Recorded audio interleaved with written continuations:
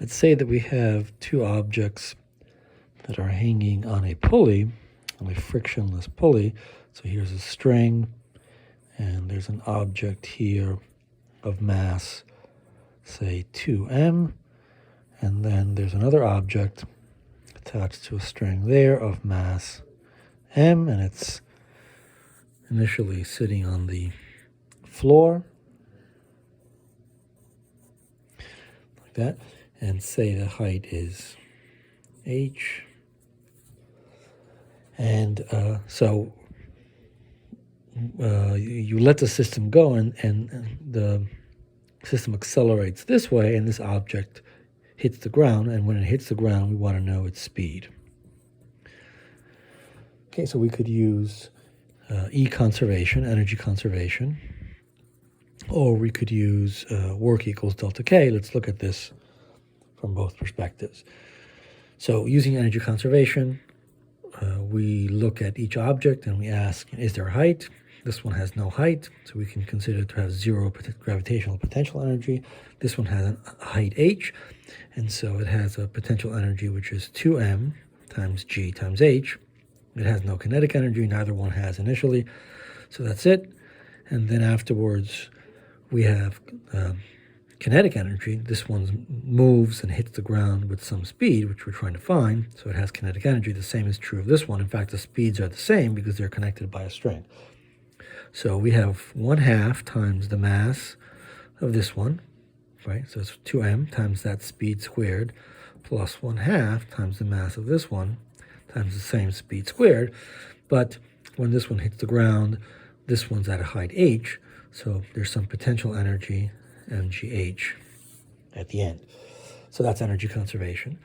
And so we'll solve for v, right? We can pull this to this side and get mgh, and then combine these together, right? We have 2 in the denominator, and we have 2m and m, so we get 3m times v squared over 2, and so the final speed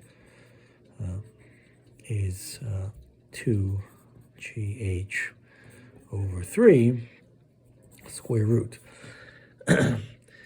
And that's via energy conservation. Let's think of this using work equals difference in kinetic energy.